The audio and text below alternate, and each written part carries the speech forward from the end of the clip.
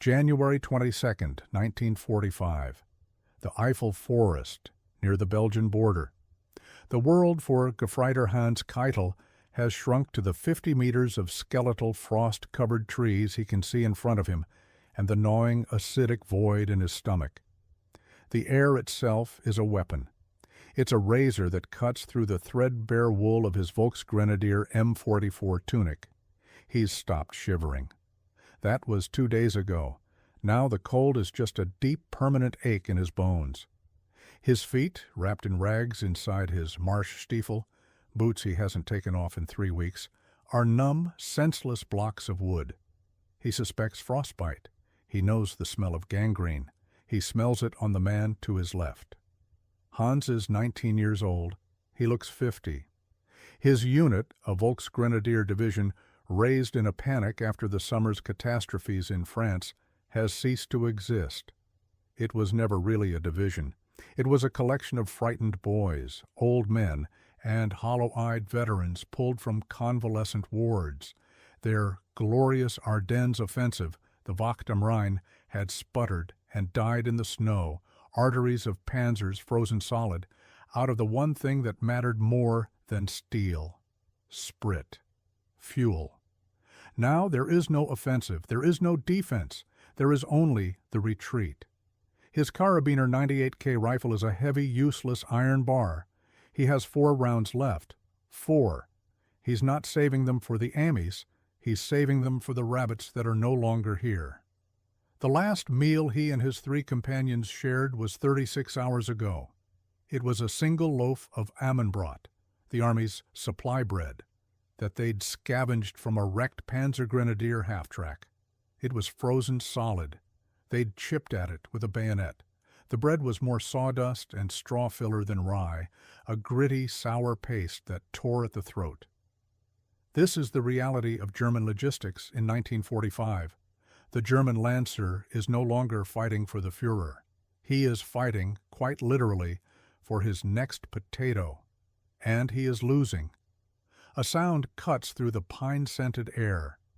Not the familiar guttural cough of a Panzer or the high-pitched whine of a Stuka, a sound Hans hasn't heard in a year. This is a low, constant, terrifying rumble. It is the sound of endless artillery. The Amis call it time on target. Hans calls it the end. It starts. The forest explodes, not 1 shell, not 10, 100, 1,000.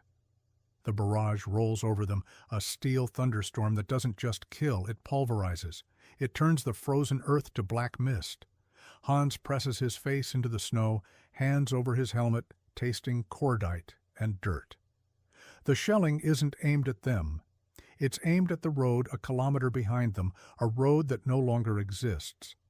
The Americans aren't trying to hit a target, they are simply trying to erase the map. When it stops, the silence is deafening, broken only by the tink-tink-tink of shrapnel raining down on the branches and the high-pitched scream of his wounded comrade, Klaus. Hans, meine Beine. Hans doesn't look. He can't. Then, a new sound. The clank-squeak-clank of tracks. But it's too fast for a tiger, too high-pitched, and there are too many of them. A voice, magnified by a megaphone, booms through the trees. It's in English. Hans doesn't understand the words, but the tone is unmistakable. It's not angry. It's not desperate. It sounds bored. Come on out, Krauts. The war is over for you. Come out with your hands up. Hände hoch. Through the smoking trees they appear, not the exhausted, battle-weary demons of German propaganda. They are giants. They are wearing thick, clean, olive-drab wool coats. Their helmets are covered in netting. They are not walking. They are strolling, their M1 rifles held casually at the hip. Behind them, an M4 Sherman tank, its hull covered in spare track links, sandbags, and wooden logs, simply pushes a 20-ton pine tree over as if it were a weed. Hans looks at his 98K. He looks at his 3 remaining rounds. He looks at Klaus, who is now mercifully silent. He looks at the Amis, who are now just 30 meters away, fanning out, their faces impossible to read. They don't look like they've missed a meal in their entire lives. Gefreiter Hans Keitel lets the rifle slide from his numb fingers. The metal clatters on the frozen ground. He slowly, painfully raises his hands. The simple act sends a lance of fire through his emaciated shoulders. His war is over. But the true shock, the one that will break his mind, is only just beginning. The American soldiers are fast, efficient, and utterly impersonal. One of them, a private with a 3-day stubble and a lit cigarette hanging from his lips, kicks Hans's rifle into a snowdrift. Another pats him down, his movements rough but practiced. He pulls Hans's Soldbuch, his paybook, from his tunic, glances at the photo, and grunts. He finds a small, cracked photo of Hans's mother and a single, worthless Reichsmark. The GI looks at the items, then at Hans's skeletal face and haunted eyes. He shoves the photo and the money back into Hans's pocket, a gesture of, what? Pity? Contempt? Hans is too tired to tell. He and the 2 other survivors from his squad are marched back toward the American lines. The march is a pathetic shamble. Hans stumbles, his wooden-soled boots catching on every root. Each time he falls, one of the GIs yanks him up by the collar, not with malice, but with the weary impatience of a farmer herding livestock. They pass the Sherman tank that had pushed the tree over. Its engine is idling with a low, powerful rumble. Another Sherman is 50 yards away, and another, and another. They are lined up on the ruined forest road, part of an endless column of trucks, half-tracks, and jeeps that stretches back as far as Hans can see. The sheer volume of machinery is staggering. Hans had been told that American industry was collapsing under the U-boat blockade. This is not collapse. This is a flood. They reach a collection point, a clearing where a group of military police, identified by the MP on their helmets, are processing a growing huddle of German prisoners. The Amas are casual. This is what unnerves Hans the most. They aren't celebrating a victory. They aren't tense from the battle. They are leaning against their jeeps, smoking, laughing. For them, this firefight wasn't a battle. It was just work. A medic, seeing the state of Hans's companions, checks them over. He gives one of them a sulfa packet for a wound. He looks at Hans's feet, shakes his head, and moves on. There is nothing to be done here. Hans is pushed into a line with other Lancer. They are a ghostly assembly, frostbitten, emaciated, wrapped in rags, many of them wounded. They stand in the snow, avoiding each other's eyes, united in their shame and defeat. Then he sees it. A young GI, no older than Hans, is sitting on the hood of a jeep. He's complaining to his squad leader. "God, Sarge, this again? I'd kill for some B-ration hash." The sergeant, a grizzled man drinking coffee from a steaming metal canteen cup, just grunts. "Eat your chow, Miller. We're moving out in 10. The soldier, Miller, sighs theatrically. He takes a small, brown, heavily waxed cardboard box from his field jacket. With a small key, he opens a flat, olive-drab can from inside it. He pulls out a biscuit, breaks a chunk off, and tosses the rest into the snow. He takes a single bite of the biscuit and makes a face. Tastes like goddamn cardboard. He throws the biscuit into the snow after the canned meat. Hans stares. He stares at the discarded meat. He stares at the biscuit. It's more food than he has seen in 3 days, thrown into the mud like garbage. Miller sees Hans watching. His expression isn't hostile, it's just blank. He reaches into his jacket, pulls out another one of the waxed boxes, and tosses it at Hans's feet. "Go on, Kraut," Miller says, not unkindly. "Knock yourself out." Hans hesitates. Is it a trick? A trap? But the hunger is stronger than his pride, stronger than his fear. He bends down, his joints cracking, and picks up the box. It feels heavy, solid. It's an American K-ration. He has heard rumors of them. He fumbles with the waxed coating, his fingers too numb to work the pull tab. The GI, Miller, watches him for a second, rolls his eyes, and walks over. He snatches the box from Hans, pulls a P-38 John Wayne can opener from the dog tags around his neck and rips the top of the ration open in 2 seconds. He shoves it back into Hans's chest and walks away, already lighting another cigarette. Hans pulls out the contents. There's a small can of pork and egg yolk. There are 4 K-1 biscuits. There's a packet of bouillon powder, a fruit bar, 4 cigarettes, chewing gum, and a packet of chocolate. Not the ersatz, waxy chocolate from home, but real chocolate. Hans cannot process this. This isn't a special officer's meal. This isn't a Christmas bonus. This is the standard daily ration. The soldier who gave it to him didn't want it. He looks at the other GIs. They are all eating and discarding, throwing away half-eaten cans of meat, complaining about the taste. Hans looks at the small, dense, perfect meal in his hands. He looks at the endless line of trucks, the rumbling tanks, the giants in their clean wool coats. He understands. It's not their guns that defeated him. It's not their tanks. It's this. It's the chocolate. It's the chewing gum. It is the casual, arrogant, limitless power to throw food away in the middle of a war. Gefreiter Hans Keitel sits down heavily in the snow, the unopened K-ration in his lap, and for the first time since his brother died in Russia, he begins to weep. The tears freeze on his cheeks. A boot nudges his shoulder. "On your feet, Kraut. Aufstehen." An MP, his face red from the cold, pulls Hans up. The brief, sharp spasm of despair is over, replaced by the instinct that has kept him alive for a year: survival. His fingers, clumsy and stiff, tear at the ration box. He doesn't bother with the bouillon or the fruit bar. He rips open the pork and egg yolk and shoves the contents into his mouth with his dirty fingers. It's not food. It's a miracle. The salt stings his cracked lips. The fat, real animal fat, coats his raw throat. It's dense, it's rich, and it hits his shrunken stomach like a bomb. A wave of dizziness and nausea washes over him, followed by a jolt of pure caloric energy that makes his entire body tremble. It is the richest, most filling, most disgusting, and most wonderful thing he has ever tasted. He devours the 4 biscuits in 4 bites, cramming the dry, crumbly squares into his mouth. He saves the chocolate, hiding it deep in his pocket. That is not for hunger. That is for later, to prove this moment was real. The prisoners are herded onto the back of a truck. Hans is shoved against the tailgate.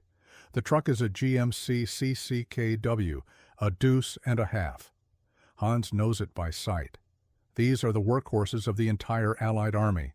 The one he is in is not a battle-scarred veteran. The olive-drab paint is barely scratched. The canvas cover is new, stiff, and smells of chemical waterproofing. The truck's engine turns over once in the sub-zero air and settles into a low, confident rumble. Hans's last transport was a captured French farm lorry from 1936 that ran on Holz gas, wood gas, and had to be pushed by the infantry to get it started. The truck lurches into motion, joining a convoy on the ruined road. This is the Steel River. For the next 2 hours, Hans Keitel does not see a single patch of empty road. It is a solid, unbroken 2-way artery of things. He sees trucks carrying 105 mm artillery shells, the wooden crates stacked high. He sees trucks carrying replacement engines. He sees trucks carrying only tires. He sees flatbed trucks carrying bulldozers, their metal blades gleaming. He sees a column of M4 Shermans, but they aren't the battle-worn tanks from the forest. These are new. They are a spotless, deep green, fresh from a factory, being driven to the front to replace the ones lost just hours before. The scale of it is inhuman. Germany builds a tank. America builds a factory. Then he sees the most shocking sight of all. A truck passes them, going the other way, toward the front. It is full of nothing but crates of fresh oranges, in the dead of winter, in a war zone. Hans stares as a GI in the back of the passing truck bites into one, the bright orange mist visible in the frigid air, and casually tosses the peel onto the side of the road. This is the moment the propaganda in his head finally dies. He remembers the words of his lieutenant just a month ago during the bulge. "We must strike now. The Amish are weak. Their supply lines are overstretched. They are a decadent people who cannot fight." Hans looks at the endless river of steel, fuel, and oranges. This is not a supply line. This is an avalanche. This is a force of nature.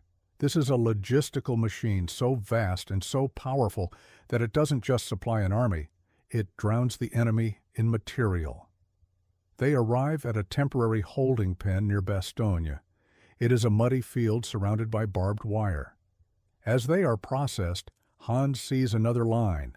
A field kitchen, a mobile M1937 cooking range, is billowing steam. The Amish are feeding their prisoners. Hans shuffles forward, holding the battered aluminum mess tin he was given. He expects the same watery gray turnip soup that has been the staple of the German army for a non-existent Reich.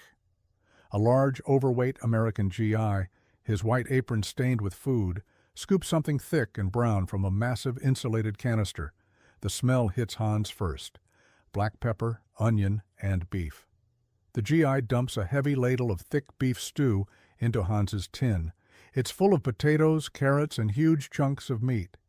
Then another GI beside him, using a pair of tongs, places 2 slices of fluffy, perfectly white bread on top of it. Hans stares into his mess tin. This is not prisoner food. This is a feast. This is better than the meal he was served in his barracks on the day he graduated from basic training. This is what the Americans feed their enemies. He looks at one of his fellow Lancer, an old veteran with an Iron Cross First Class on his ruined tunic. The man is holding a slice of the white bread, turning it over and over, his eyes wide. He is looking at it like it's an artifact from another world, as if he can't comprehend its texture. The man's shoulders begin to shake. Hans takes his tin, his hand trembling. He tastes the stew.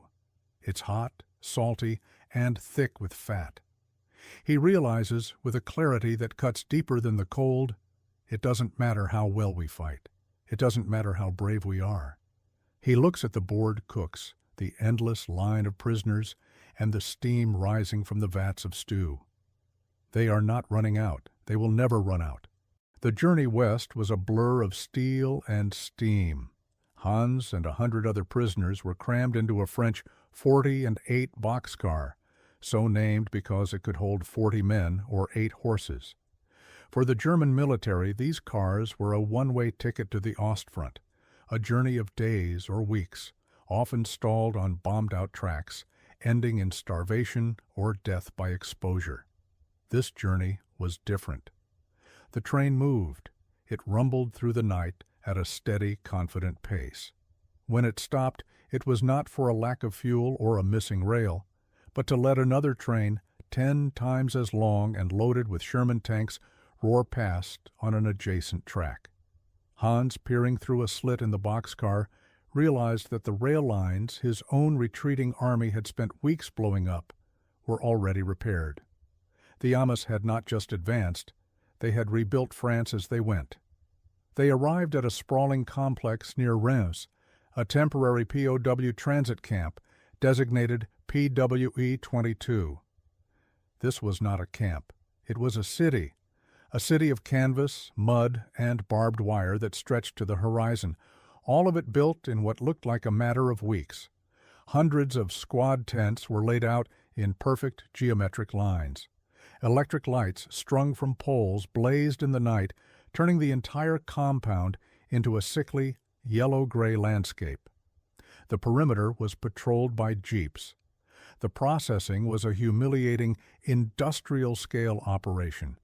They were stripped naked, their filthy, lice-ridden Feldgrau uniforms thrown onto a massive smoldering pile.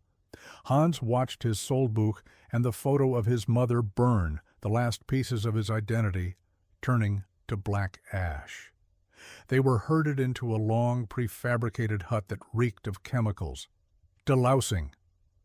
American orderlies, their faces hidden behind masks, blasted them with hand-pumped sprayers, covering every inch of their naked bodies in a fine white stinging powder. It was DDT. From there, they were shoved into another tent. Showers! Not a cold tap, but rows of pipes delivering endless, hot, steaming water. The shock of the heat on his frostbitten skin was so intense, Hans almost fainted. He scrubbed away months of filth, watching the water at his feet run black and red, and felt a piece of his sanity return. They were given new clothes, surplus U.S. Army wool trousers, dyed a deep blue, and a shirt with PW stenciled in huge white letters across the back. The clothes were used, but they were clean. They were whole. They were warmer and of better quality than the Volksgrenadier uniform he'd been issued. He was now a number. But he was warm, clean, and fed. For the next few days, Hans existed in a state of suspended animation. He was assigned to a work detail. His small, returning strength was put to use on a garbage run. He and 20 other prisoners, under the lazy guard of 2 MPs, were tasked with hauling the waste from the American mess halls to a disposal pit. Hans and another man, a former Oberleutnant from an artillery unit, hoisted a heavy steel can. The weight of it was confusing. It was full. They reached the disposal area. It was not a pit. It was a small ravine, 100 meters long, already half filled. What Hans saw there broke his spirit in a way the artillery barrage never could. It was a mountain of food. He was not looking at scraps. He was looking at waste on a scale that was simply insane. He saw entire crates of half-icen lettuce, barely wilted. He saw hundreds of loaves of white bread tossed aside. He saw a deep, shimmering pile of bacon, trays of it cooked but uneaten, and cans. A rolling metallic sea of tens of thousands of cans, cans of peaches, cans of pineapples, cans of corned beef, cans of butter. One of the MPs, a man from New York, saw Hans staring, his mouth open. The guard lit a cigarette and shook his head, speaking in the simple, broken German he'd picked up. "It's a Schande, a shame, right?" the guard said, gesturing with his cigarette. "But what can you do? The quartermaster, he sends too much. The new guys, they don't like the K-ration hash. They want the fresh stuff." He pointed to a pile of unopened K-ration boxes, the same boxes Hans had wept over, being bulldozed into the mud. The Oberleutnant next to Hans, a man who had commanded batteries at Sevastopol, sank to his knees. He picked up a dented, unopened can of pork and egg yolk. He held it, looking from the can to the mountain of waste, to the bored American guard. Hans finally understood. The K-ration in the forest was not an anomaly. The beef stew at Bastogne was not a luxury. This was the reality. The Americans were not just fighting a war. They were managing an excess. Their war machine was so vast, so powerful, so mind-bogglingly rich that it was logistically easier for them to bury thousands of tons of high-quality food than it was to sort it or ship it. He thought of his mother in Hamburg boiling acorns to make Ersatzkaffee. He thought of his Kameraden who had boiled their own boot leather in the snow. The Oberleutnant looked up at Hans, his face gray. "Hans," he whispered, his voice cracking, "we were not fighting a country. We were fighting a factory." The ravine of wasted food was a turning point.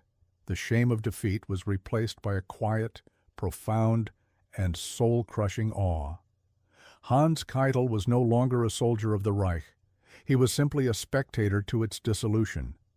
A week later, they were marched from the city of tents. They were loaded onto another train which took them to a port, Le Havre, that was not only functioning, but larger and busier than Hans had ever seen it. They were herded up the gangplank and into the deep cavernous hold of a ship. It was not a cramped troop transport.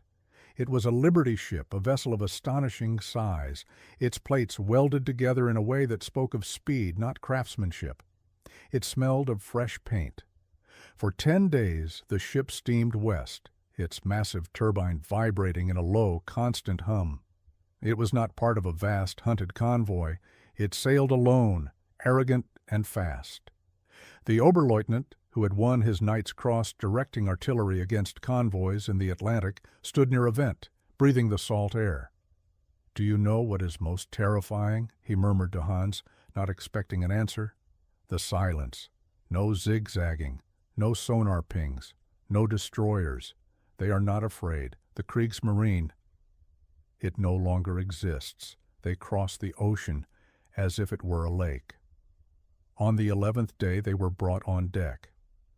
Hans squinted into the morning light and saw an impossibility. It was a city, but it was not a city of men. It was a city of gods. A line of steel and glass towers that vanished into the low-hanging clouds, a skyline so enormous and so utterly untouched by war, it seemed like a painted backdrop. There was no rubble, no smoke, save for the plumes from 1,000 chimneys. "New York?" an American guard said, seeing their faces. He grinned, chewing his gum. "Welcome to the real world, boys." This was not the real world. This was a fantasy. This was the land from which the K-Rations came. They were put on another train. This was not a 40-and-8 cattle car. It was a passenger train with padded green velvet seats. For 3 days it thundered across a continent so vast it defied his geography. For 3 days Hans stared out the window. He did not see a single bomb crater. He did not see a single burned-out village or a refugee column. He saw endless golden fields of wheat stretching to the horizon. He saw highways, clean and perfect, crowded with civilian automobiles. He saw women in colorful dresses, laughing. He saw factories, hundreds of them, whose windows were not blacked out, but blazed with light, all through the night. They arrived at their final destination, Camp Shelby, Mississippi. It was not a camp of wire and mud. It was a town. It was composed of hundreds of identical, freshly painted wooden barracks laid out in a perfect grid. There were chapels, movie theaters, and baseball diamonds. They were processed, given a new serial number, and assigned to a barracks. Then a whistle blew. It was time for the evening meal. Hans and the Oberleutnant walked into a long, bright building. It was a mess hall. It was clean. The floors were polished. The GIs serving the food behind the gleaming steel counter were overweight, wearing clean white aprons. They were laughing. Hans held out his tray, expecting the same beef stew, the same white bread. The first GI, a large man with a red, cheerful face, dropped a thick slice of roast beef onto his plate. The next added a scoop of mashed potatoes and covered it in rich brown gravy. The next added a pile of bright green peas. Another handed him a small cardboard carton. Hans opened it. It was milk, cold, fresh pasteurized milk. Then he reached the end of the line. A server stood next to a large churning metal vat. "Dessert?" the server asked in English. Hans just stared. The server grunted, grabbed a bowl and pulled a lever. A thick, white, creamy substance swirled into it. He handed it to Hans. It was ice cream. Hans walked in a daze to a wooden table and sat down across from the Oberleutnant. They sat in silence, looking at their trays. Beside the tables there was another machine, a large red metal box with the words Coca-Cola on it. A prisoner put a coin in, and a glass bottle clanked down. Hans looked at his tray, the roast beef, the gravy, the milk, the ice cream. This was not a celebratory feast. This was not a holiday. This was Tuesday. This was the standard daily unremarkable meal for a prisoner of war. The Oberleutnant slowly picked up his spoon. He looked at Hans, his eyes empty of all feeling save a final profound comprehension. "We didn't just lose, Hans," he said softly, his voice barely a whisper. "We were never even in the same war." Hans Keitel picked up his own spoon and dipped it into the ice cream. He thought of the frozen sawdust bread in the Eiffel Forest. He thought of the half-eaten K-ration thrown in the snow. He finally understood.